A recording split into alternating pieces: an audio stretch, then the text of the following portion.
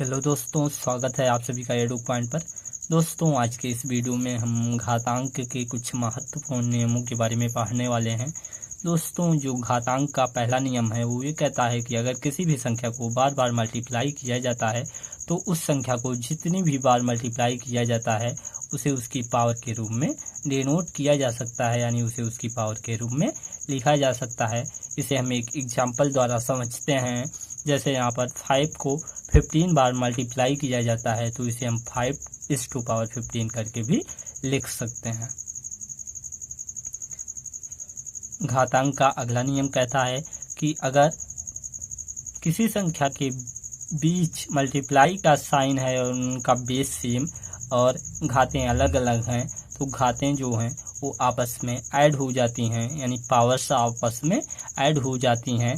जैसे यहाँ पर 9⁻2 इंटू 9⁻3 इंटू 9⁻5 यानी 9 की घात 2 गुणे 9 की घात 3 गुणे 9 की घात 5 है, तो इसे हम 9⁻2 प्लस 3 प्लस 5 9 की घात 2 प्लस 3 प्लस 5 बराबर 9 की घात 10 भी लिख सकते हैं। यहाँ पर जो घातें हैं वो आपस में ऐड हो गई हैं।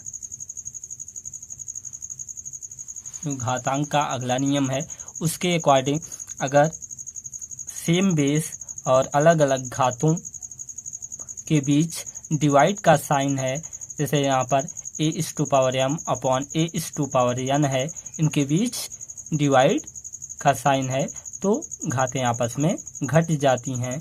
लेकिन कंडीशन है कि इस कंडीशन में m जो है वो n से बड़ा होना चाहिए।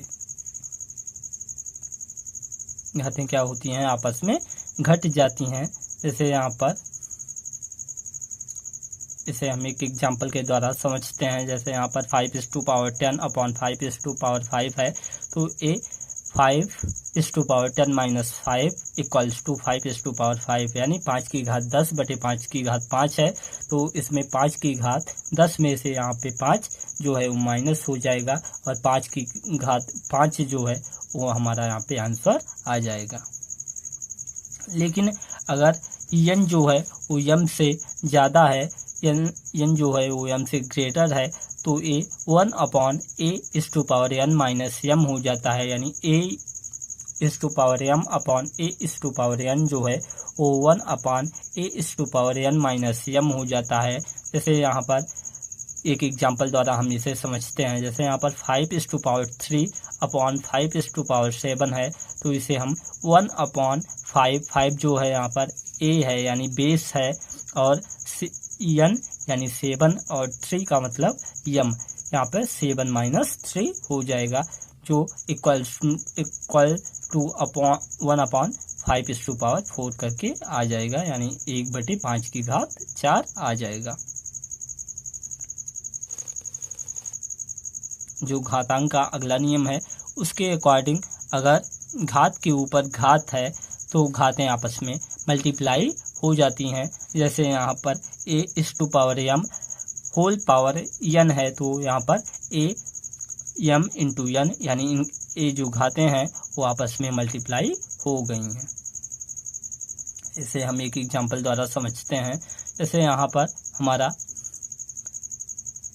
8⁻2 होल पावर 3 यानी 8 की घात 2 पूरे की घात 3 बराबर 8 की घात 6, यानी यहाँ पे 8⁻2 इंटू 3 हो गया है। यहाँ पे 2 इंटू 3 जो यहाँ पर 6 आ गया है।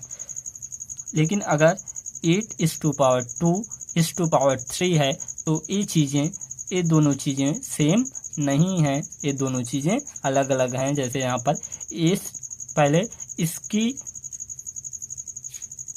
घात से इसका मल्टीप्लाई होगा, उसके बाद इससे होगा। जैसे यहाँ पर इसे हम इस एग्जाम्पल द्वारा समझते हैं। 8⁻2 तो पहले यहाँ पर 2 की पावर 3 की वैल्यू आएगी। 2 की पावर 3 का मतलब यहाँ पर 8 होता है और ये 8 वैसे ही रहेगा तो यहाँ पे 8⁸ जो होगा वो हमारा राइट आंसर हो जाएगा।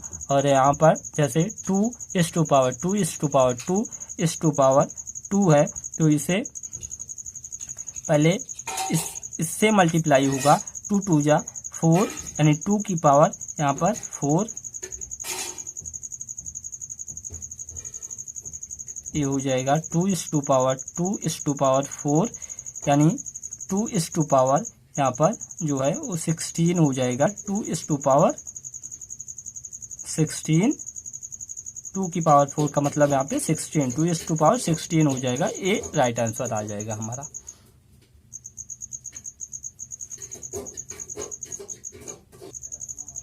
घातांक का जो अगला नियम है वो ये कहता है कि अगर वेरिएबल्स अलग अलग हैं और उनकी पावर सेम है यानी होल पावर है तो उनकी अलग अलग वेरिएबल्स की पावर अलग अलग हो जाएगी। इसे हम एक एग्जांपल द्वारा समझते हैं। जैसे यहाँ पर 5 × 3 × 2 होल पावर 10 है तो इसे हम 5:10 × 3:10 × 2:10 के रूप में भी लिख सकते हैं। यानी अगर वेरिएबल a b c हैं और उनकी होल पावर n है तो इसे हम a की घात n गुणे b की घात n गुणे c की घात n करके भी अलग अलग लिख सकते हैं। घातांक का जो अगला नियम है उसके अकॉर्डिंग अगर कोई भी फ्रैक्शन है और उसकी पावर n है तो उसे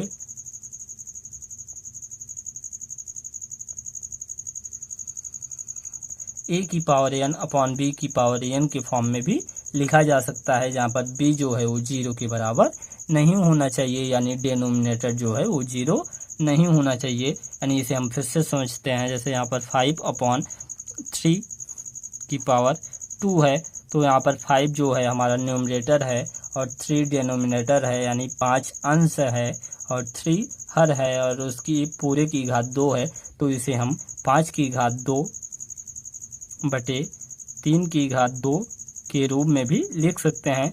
लेकिन कंडीशन ये है जो b है जो डिनोमिनेटर है वो 0 के बराबर नहीं होना चाहिए।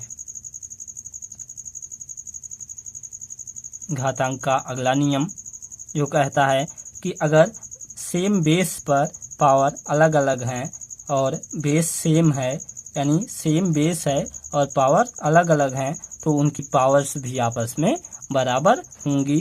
जैसे यहाँ पर 5/3 इक्वल्स टू 5/5 है तो इनकी घातें भी आपस में बराबर होंगी। 3=5 होगा यहाँ पर। इसे हम कंपेयर करके इस तरीके से भी लिख सकते हैं। घातांक का जो अगला नियम है उसके अकॉर्डिंग अगर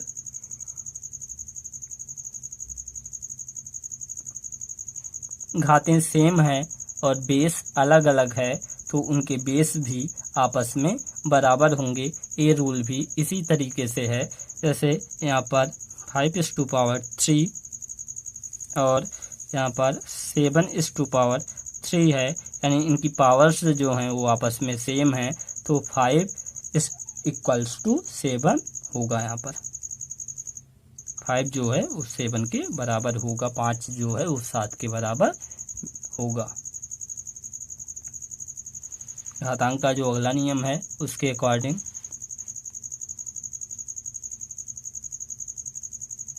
अगर a इनवर्स है तो इसे 1/a के फॉर्म में भी लिखा जा सकता है, लेकिन जो डिनोमिनेटर है वो 0 के बराबर नहीं होना चाहिए। यानी अगर 5 की पावर यहाँ पर -1 है तो इसे हम 1/5 के रूप में भी लिख सकते हैं। दूसरी चीज, अगर किसी भी संख्या की पावर 0 है तो उसकी जो वैल्यू होती है वो हमेशा 1 होती है। यहाँ पर कोई भी संख्या 16⁻0 = 1, यहाँ पर कोई भी संख्या रख दी जाए अगर उसकी पावर 0 है तो उसका जो मान है वो हमेशा 1 के बराबर ही होगा।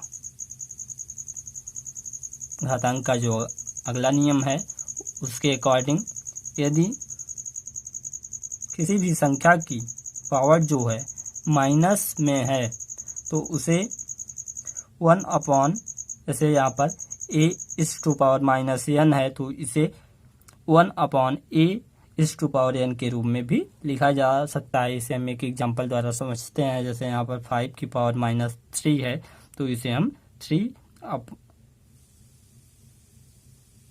यहाँ पर इसे हम 1/5³ के रूप में भी लिख सकते हैं।